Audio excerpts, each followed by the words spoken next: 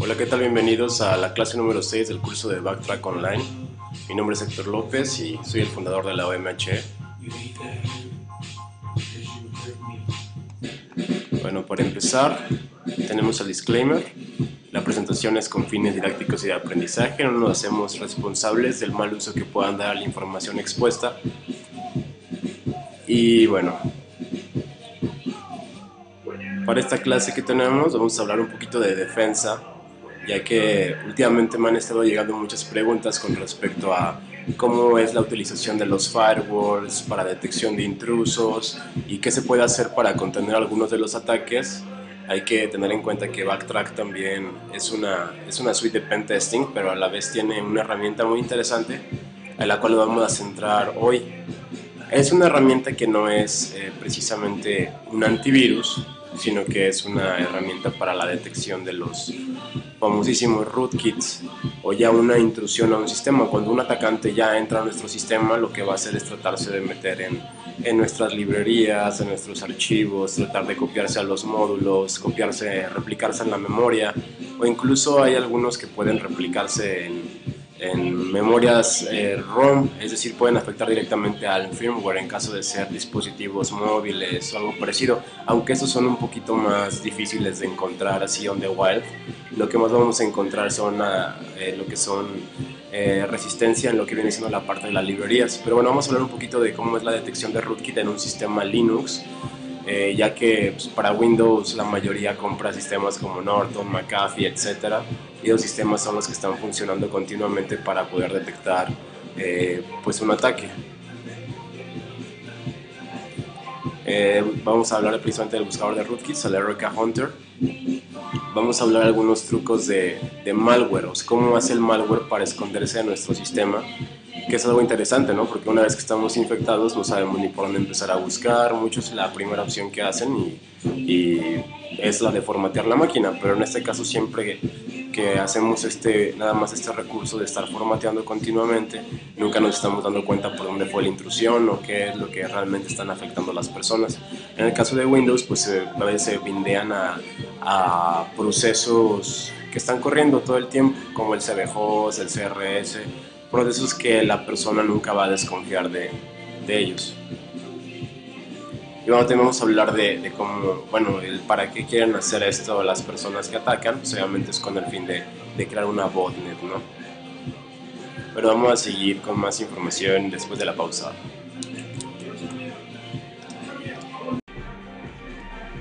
Bueno, al parecer tenemos un poquito de problemas con el audio porque todavía no había seleccionado el iMic, pero bueno, ya estamos de vuelta. Y bueno, hablando de los primeros fails pues de seguridad, en la primera imagen podemos observar un aeropuerto en donde la persona que se encarga de revisar las maletas por donde va pasando el detector pues está jugando al solitario, ¿no? Entonces de esta manera pues podemos darnos cuenta que pues, no está haciendo su trabajo. Entonces generalmente esto pasa mucho en las partes de seguridad. En la segunda tenemos una negra obesa que está dormida en una banca, ¿no? Cuando debería estar cuidando.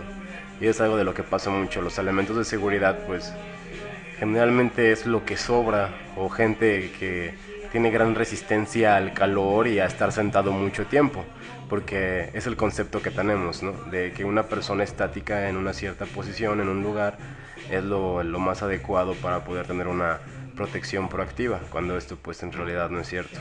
Por otro lado tenemos pues, cosas que a veces no nos esperamos, ¿no? A veces las personas más dulces pueden ser las que más daño nos pueden ocasionar. En este caso tenemos una abuelita con unas pistolas, ¿no? Dispuesta a disparar.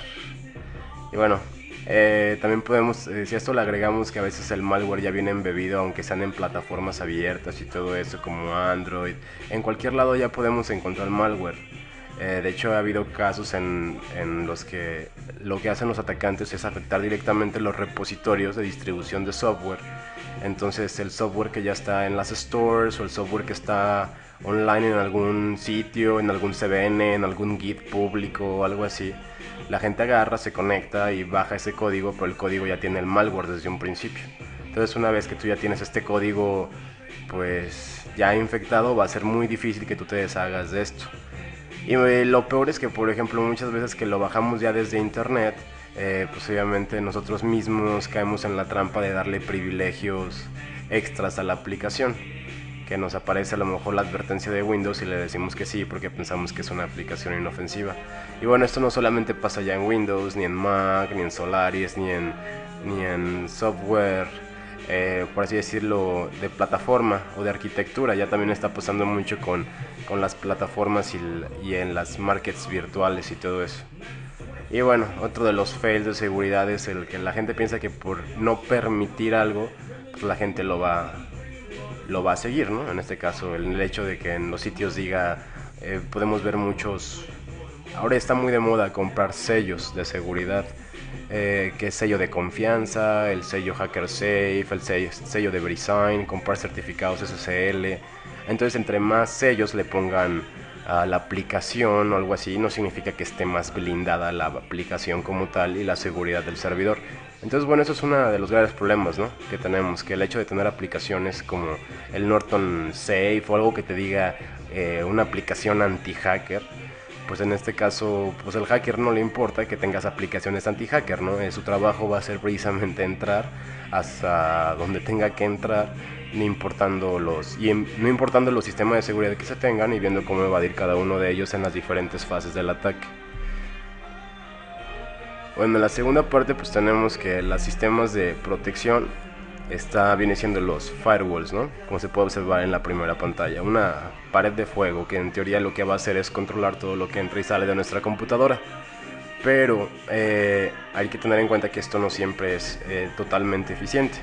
O sea, un firewall mal configurado no es más que una simple caja de hardware que pues va a funcionar como un simple router, ¿no? Me ha tocado ver algunas empresas y ver algunas entidades de gobierno que simplemente agarran, conectan los switches y en cuanto empiezan a parpadear los foquitos, ya pensamos que ya todo está configurado. Eso funciona porque pues, desde que estamos chicos y eso, nos enseñan como la filosofía del semáforo, en la cual pues hay de dos, ¿no? Si está rojo, no pasas y es como peligroso. Y si está verde, pues ya puedes hacer todo lo que tú quieras y puedes pasar. Entonces, como estamos enseñados a esta con metodología de los colores, nos pasa lo mismo cuando nos falla un router o cuando nos falla cualquier aplicación que tenemos de hardware.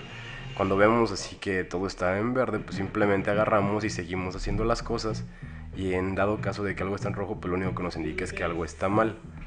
Pero bueno, también podemos observar que no siempre esto funciona, ¿no? O sea, una pared de fuego mal configurada, pues no es muy eficiente, porque no vamos a estar regulando de una manera correcta qué es lo que entra y sale de nuestra red local o de nuestra red LAN.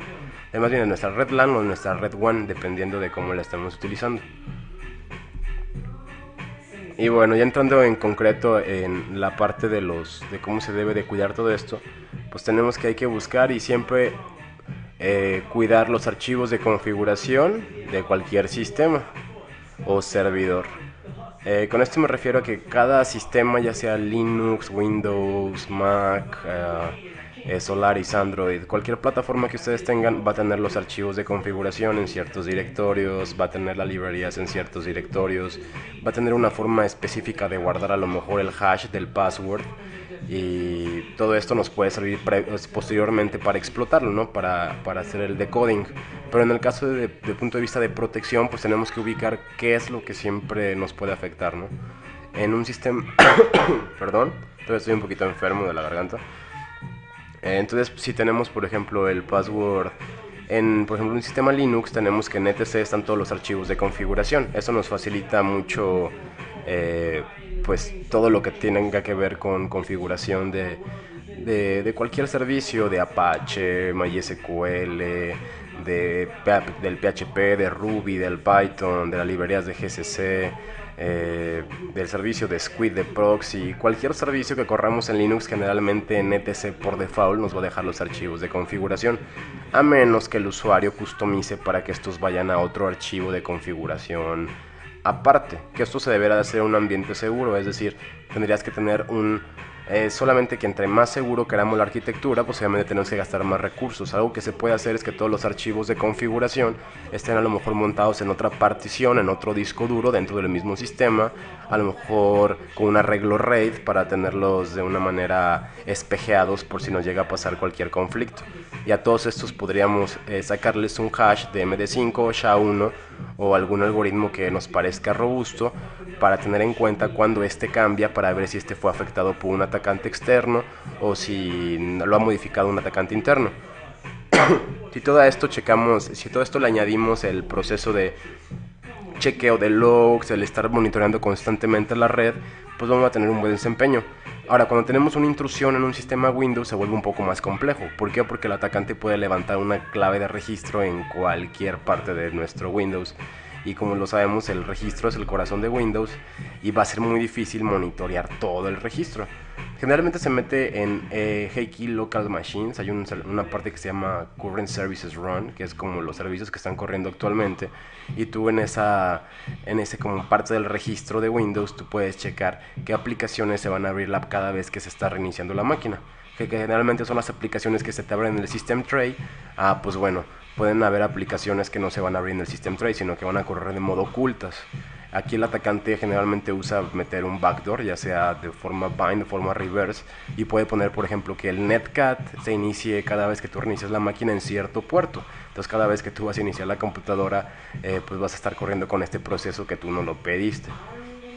Entonces es importante, ¿no?, que tengamos en cuenta esto. Cuando somos atacados por un malware, pues tenemos varias opciones. Saber qué malware fue es algo de lo más importante.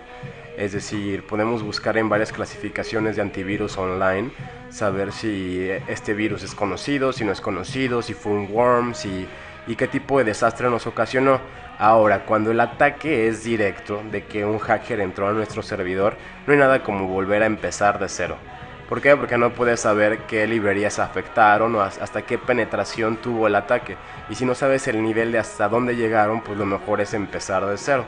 Es lo que yo más recomiendo, porque estar poniendo parches a veces resulta más conflictuoso, porque tú te puedes quedar con una falsa sensación de la seguridad. Es decir, si tuviste un ataque y parchaste el servidor y ahora lo vuelves a tener online con todos los servicios funcionando, puede ser que el atacante aún tenga una backdoor o una puerta trasera a tu servidor y tú ni siquiera te des cuenta, porque el servidor te va a parecer que pues todo está bien, ¿no? No hay nada como empezar una instalación fresh y ver cómo se van dando las cosas.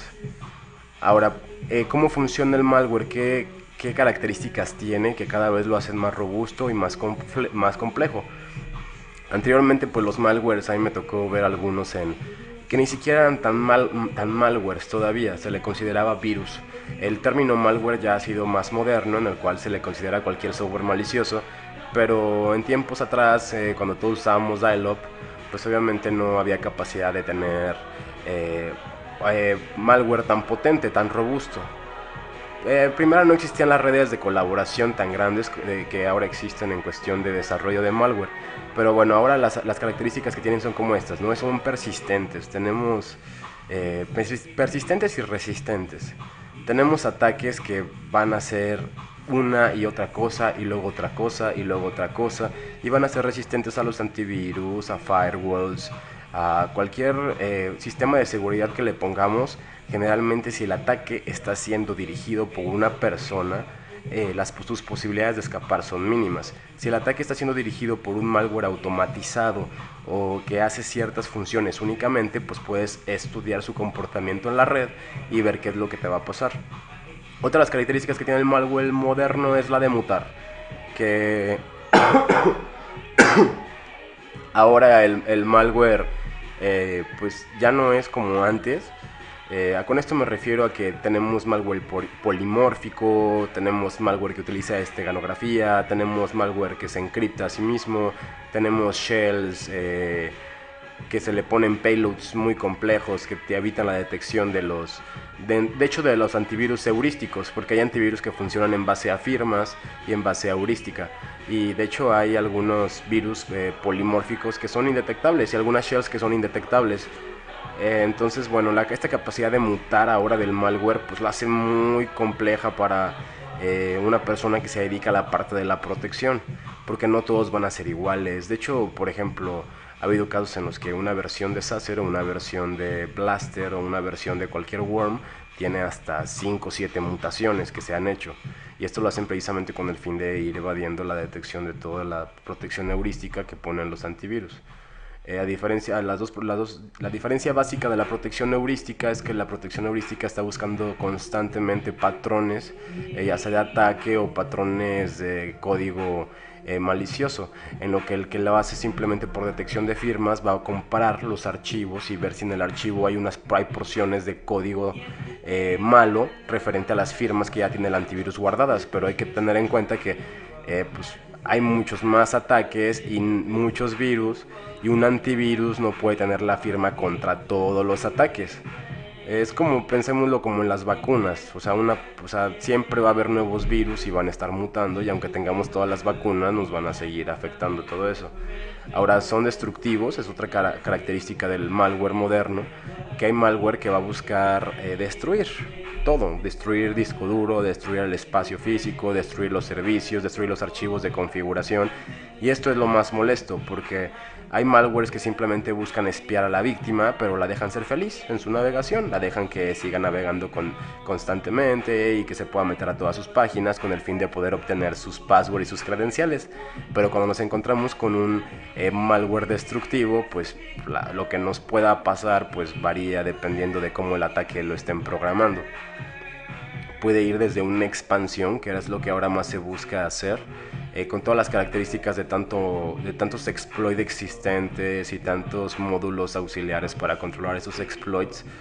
Resulta ahora muy atractivo una vez que logramos tener una penetración a cualquier computadora de una LAN, buscar cómo expandirnos desde ahí, cómo seguir escaneando más servidores y cómo seguir buscando elevar privilegios y abriendo más puertas para que no solamente tengamos un host, sino que tengamos varios. Y hay que tener en cuenta que atacando, no sé, supongamos una persona que tenga el poder de cómputo de 60 servidores potentes, posiblemente tenga más fuerza y más influencia que uno que tiene 1200 máquinas zombies convencionales de usuarios de casa. Entonces, bueno, aquí hay veis una cuestión numérica. Y otra de las características que tiene es la parte de ser invisible, ¿no? Ahí puse el ejemplo de un avión, de estos que, pues como lo podemos ver, hay aviones que viajan muy rápido, pero hay otros que viajan arriba de las velocidades del sonido. Entonces son los que generalmente la gente tonta confunde como los famosos ovnis, ¿no? Entonces esto es un ejemplo de invisibilidad cuando algo es tan rápido que no pasa por el detector, y viéndolo desde el punto de vista de un malware sería cuando el atacante a lo mejor crea carpetas ocultas con permisos restringidos, y esto obviamente nos hace que, por ejemplo, solamente él mismo pueda ver sus archivos y que tú no tengas acceso a borrar esa carpeta. Entonces existen muchas variedades de todo este tipo de malware que cada vez lo hacen más complejo de detectar y de eliminar. Bueno, por último, no sean zombies, traten de cuidarse y todo eso. Y ahora vamos al ejemplo básico de cómo funciona el Erica Hunter. Espero que les agrade. Vamos a irnos rápido a nuestro backtrack. Y aquí ya lo tenemos, el programa funciona de una manera muy sencilla. Podemos abrir cualquier consola, ya sea en este caso voy a usar Genome Terminal. Pueden usar la que viene en KDE si es que ustedes tienen ese entorno gráfico. Y bueno, vamos a buscar primero pues las opciones que nos da el Erica Hunter.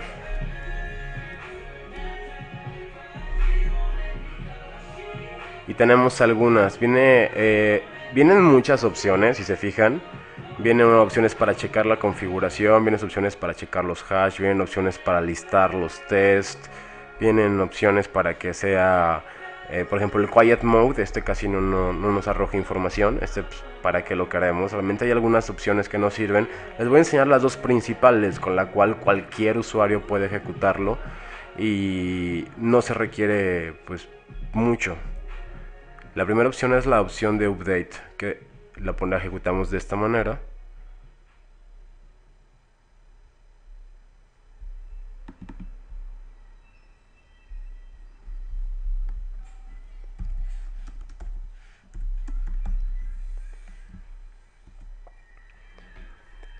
En este momento lo que intenta el RK Hunter es actualizarse mediante internet por sí mismo. Aquí me detecta que tengo el Rootkit Hunter versión 1.3.8 y bueno, está buscando los archivos .dat como si fuera cualquier antivirus, ¿no? Y bueno, aquí checa el mirrors.dat, el backdoorports.dat, que básicamente lo que ha de contener son datos de los puertos que utilizan los backdoors. Como se puede entender simplemente leyendo el nombre del archivo. Y tenemos pues varias otras opciones que está bajando, ¿no? Pero bueno, vemos que tenemos la última versión. Entonces, este va a ser lo primero que ustedes van a utilizar para detectar esto. Ahora, el RK Hunter funciona sobre cualquier sistema basado en Linux. Hay que tener en cuenta que los servidores que ahora vemos en Internet, sobre todo, está muy de moda. Y no es que esté muy de moda. En algún tiempo se utilizó mucho el instalar Linux por evadir las licencias de pago de Microsoft en servidores. Pero bueno, esto que es lo que hace que ahora muchas empresas de gobierno y empresas, gobiernos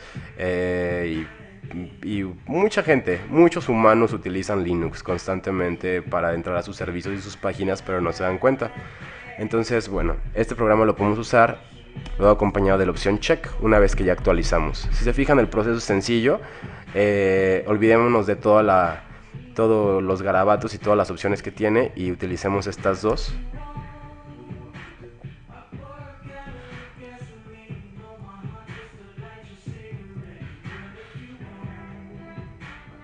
Aquí nos dice la versión nuevamente del Hunter que estamos utilizando.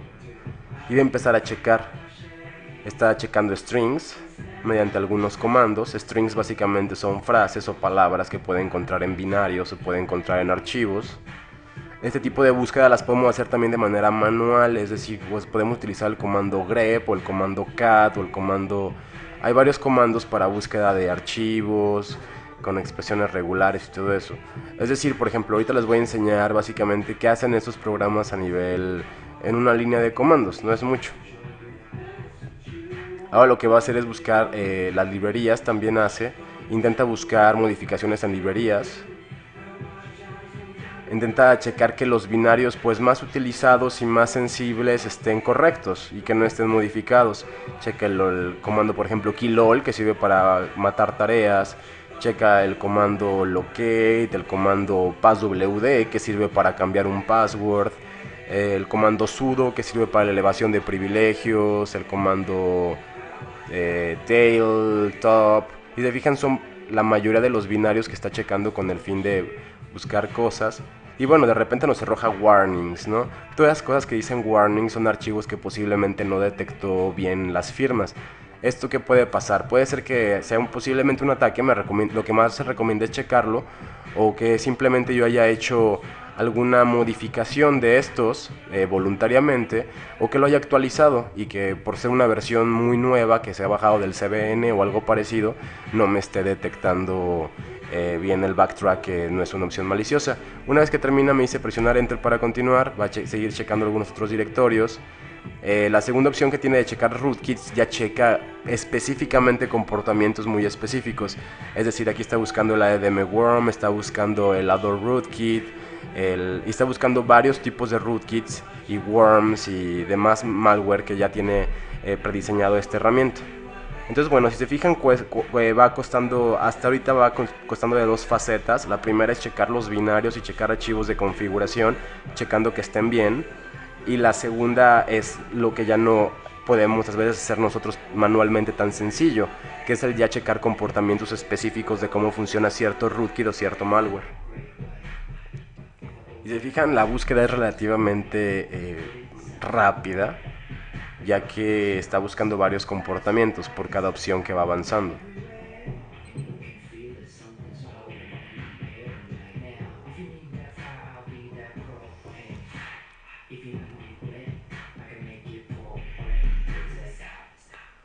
Ahora es importante notar que no va a detectar todos los rootkits sabidos y por haber. Cualquier modificación, a veces personalizada, que hacen algunos malwares, pues es lo que hace que sean muy efectivos.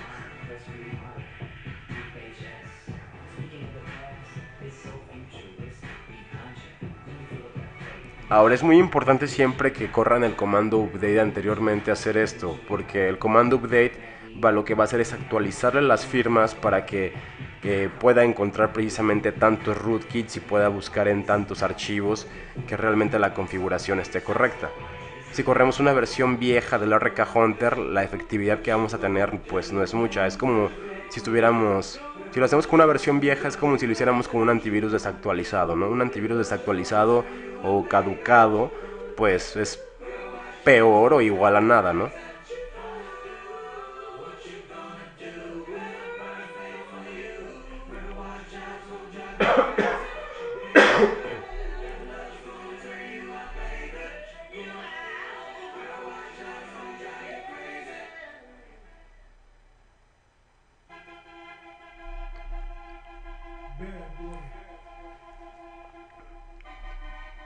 Ahora es importante mencionar, en un segundo lo vamos a hacer ahorita que acabe la herramienta, el cómo nosotros podríamos checarlos manualmente y buscar cuidar algunos archivos de configuración sensibles en nuestro sistema. Con archivos sensibles me refiero a, por ejemplo, supongamos que tenemos una servidor que está en WAN, pues a lo mejor algo que nos preocupa es que a nadie nos vaya a modificar los DNS para que no vaya a ser un ataque de DNS poisoning, que nadie vaya a modificar a lo mejor el archivo passwd, el shadow, archivos de configuración del Apache o del Tomcat, o que no vaya a tener acceso tan fácil a nuestras bases de datos. Entonces, pues esto lo podemos checar de varias maneras. Digo, lo primero y lo que siempre se recomienda son pólizas, más bien pólizas y políticas de passwords seguros. Que esto, pues elevando esto y teniendo esto al 100, ya evitamos cualquier intento de que nos roben la contraseña. Pero bueno, hay que tener en cuenta que pues, cualquier persona puede estar en nuestra red local y a veces mediante alguna otra técnica que no sea precisamente el descubrir el password, puede obtener el acceso al sistema, que es donde se vuelve esto más complejo. Ahora va a empezar la herramienta, dice Performing Additional Rootkit Checks, y va a empezar a checar algunos rootkits adicionales. Y se fijan, pues sí son varios, o sea, son varias opciones. Yo sí considero que el RK Hunter de menos trae ahora sí que la protección contra los rootkits más comunes, más fáciles de utilizar y los que se van a encontrar en internet, que generalmente un atacante, un script kiddie o un atacante de internet lo que va a hacer es buscar rootkits en internet y bajarse el primero que encuentre y intentarlo meter. Entonces de esta manera sí no lo va a detectar en dado caso de que sea alguno de estos. Si la persona tiene conocimientos de criptografía y de cómo encriptar los payloads y de cómo generar sus propios binarios y sus puertas traseras, muy difícilmente vamos a poder, aún así con un programa como este, detectar el ataque, ya que algunos pues no son muy intrusivos y no levantan tantas expectativas en el sistema, es decir, no ocupan ni muchos recursos, ni hacen muchas llamadas hacia internet, muchos a veces salen hasta el protocolo, hay unos que salen tuneleados por el protocolo 443, algunos salen hasta transparentes por el puerto 80 y los controlan a través de un proxy. Entonces son muchas las maneras en las cuales se puede controlar un buen backdoor, pero por cuestiones de rapidez, mucha gente lo que hace es tener tener una shell, la auténtica, ya que pues, conectarnos por un backdoor que va de manera encriptada en lo que se manda el SSL o en lo que nos contesta el proxy y hacemos la transmisión de datos, nos resulta pues muy difícil el poder controlar algo. Y bueno, aquí lo que hace es checar rootkits en files y directorios, luego checa los strings, luego en la siguiente opción hace lo que es chequea malware. Entonces bueno, también checa malware en los procesos, por si por ahí alguien nos hizo una inyección de algún shellcode en algún proceso existente, lo checa. Checa también algunos directorios sospechosos, en este caso algunos, generalmente cuando nosotros creamos en Linux un directorio con mkdir. El sistema no lo ve, resulta ser oculto. Entonces este nos puede ayudar a encontrar algún directorio extraño o un directorio replicado. Nos ayuda a buscar logs del sniffer, es decir, si alguien ha instalado no sé, demás Wireshark, exacto, puede buscar. Ahora, para que este programa realmente nos esté corriendo bien y todo eso, pues tenemos que checar que nuestra configuración esté bien, que le estemos diciendo al RK Hunter dónde encontrar los binarios, dónde buscar las librerías. y que esto funcione de manera correcta. Ahora va a ser un chequeo de lo que viene siendo la red, el network. Entonces va a checar ahorita los puertos, ¿no? Checa puertos, checa interfaces, que no esté ninguno en modo promiscuo, etcétera.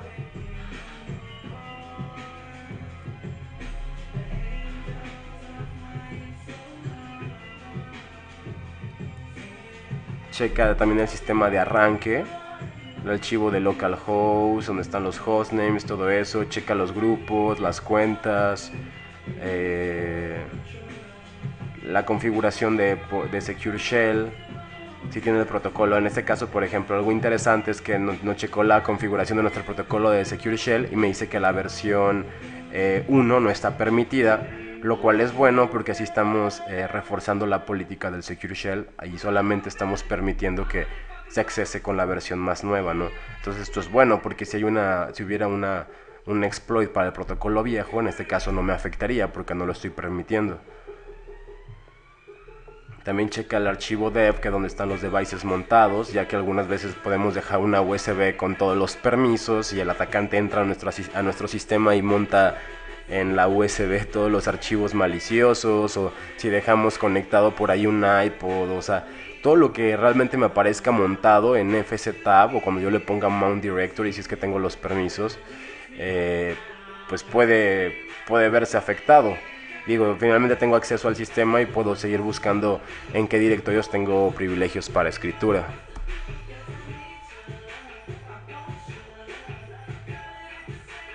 Va a checar algunas aplicaciones por default, el GNU-PG, el PHP, todo eso.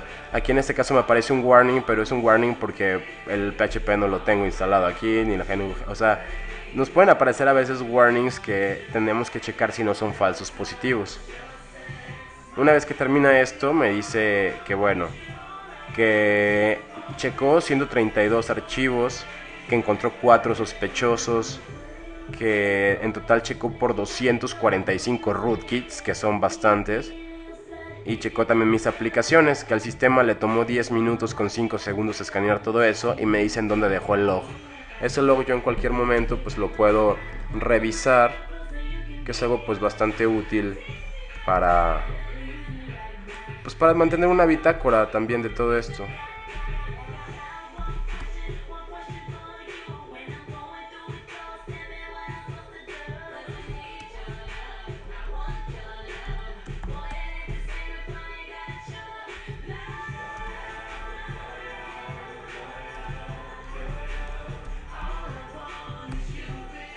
Aquí me aparece el log de todo lo que ya acabamos de ver. Y bueno, es interesante porque puedo tener el log no solamente de este escaneo, sino de todos los que he realizado.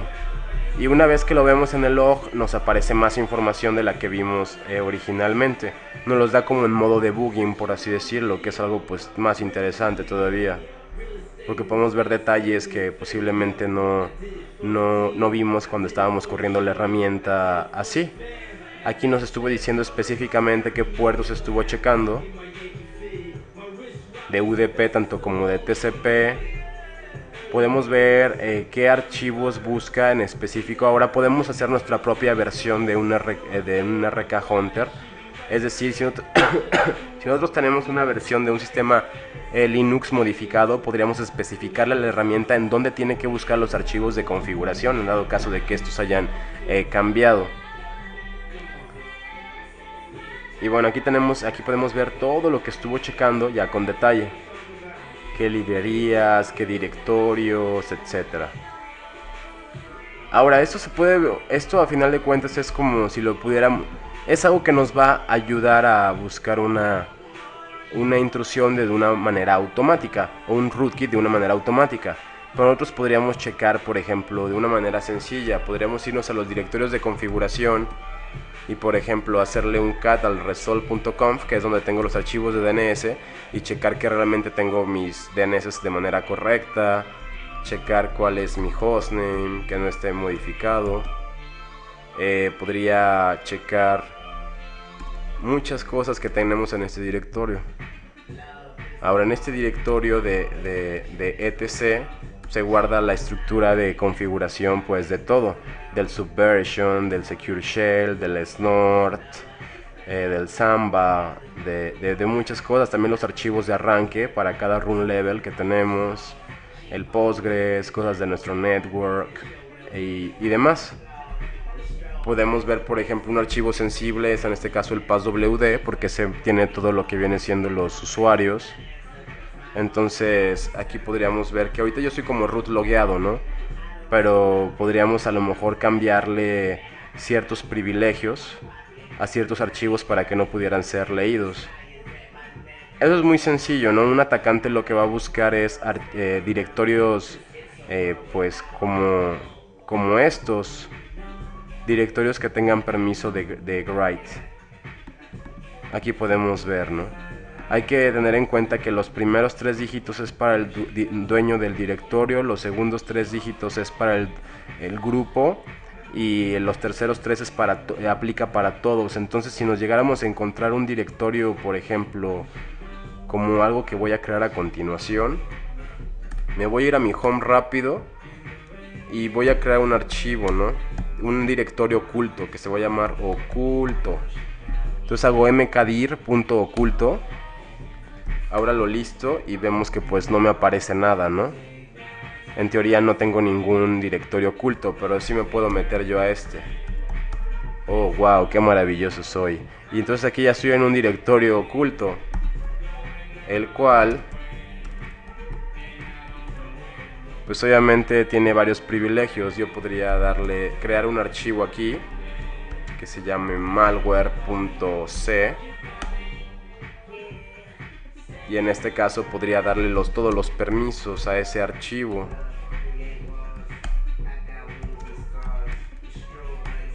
En este momento acabo de crear un archivo que posiblemente pueda tener código en C. Y le acabo de dar todos los privilegios. Aquí podemos ver los privilegios que tiene. Y pues eso está en una carpeta oculta, que si nosotros la listamos no se va a ver. Y es algo interesante.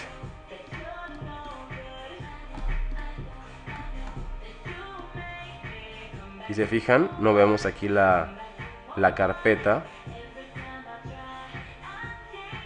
porque la carpeta está oculta.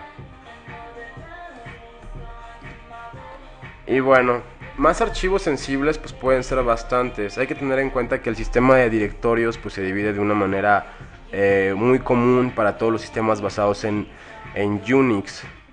Entonces, por ejemplo, siempre algo que tenemos que tener mucho en cuenta es cuidar el boot, que son nuestras imágenes de arranque. Esto hay que ponerlo siempre como solo lectura. Nuestros binarios, posiblemente solo tener los binarios que realmente se ocupen en el sistema, con el fin de que si llegamos a tener un ataque, y si a un atacante le damos todos estos binarios, y le damos desde un inicio el netcat, el dir, el date, le damos aplicaciones para comprimir, le regalamos aplicaciones para listar y crear archivos, para checar configuraciones, para sincronizar, para hacer pings, etcétera. Pues si nosotros le estamos dando acceso a binarios a un atacante, pues le estamos dando más poderes para que él pueda seguirse expandiendo y buscando más agujeros de seguridad. Algo también de ley es siempre deshabilitar el GCC de manera para alguien más que no sea root. Y bueno, también se tiene que checar, muchos virus y malware se van a meter en el directorio lib que tenemos aquí. Entonces hay que tener cuidado porque pues, el directorio lib puede ser sensible, ya que muy poca gente se va a meter a ese directorio para checar algo, ya que si nos metemos pues son bastante las cosas que podemos encontrar. Entonces supongamos que alguien nos puede crear un malware tan sencillo como esto, ¿no? Alguien podría copiar una librería, por ejemplo, como esta que vemos aquí. Esta librería, que es la libgcrypt S11, la podría copiar a otro nombre.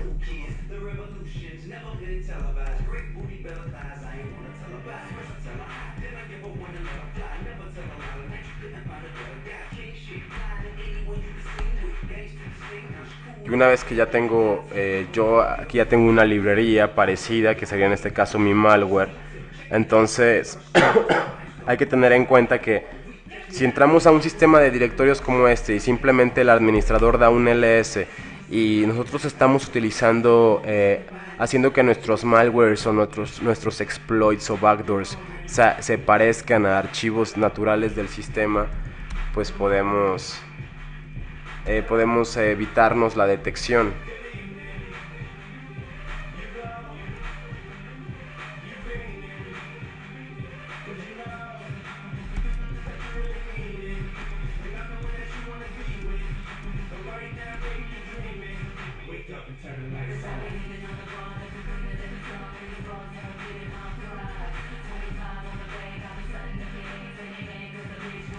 Y bueno, hay que cuidar más directorios.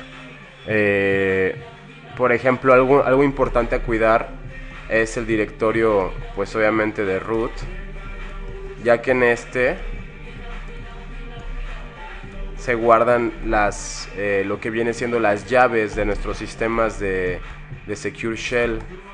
Entonces, por ejemplo, si un atacante nos roba nuestra llave pública y la pega en otro lado, hay que tener cuidado con nuestra llave de Secure Shell, ya que es como pues, las llaves de nuestro auto, las llaves de nuestra casa, ¿no? Entonces, bueno, por este momento pues me despido. Hay muchas otras maneras de buscar malware y de infectar un sistema.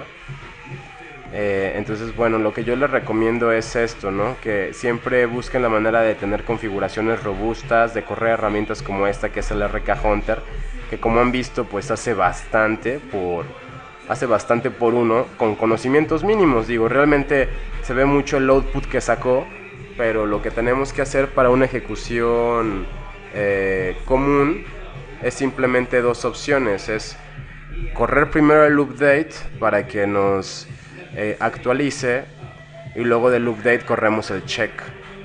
Y es todo lo que tenemos que hacer para correr esta herramienta que es muy potente y que nos puede ayudar a detectar rootkits en nuestro sistema Linux.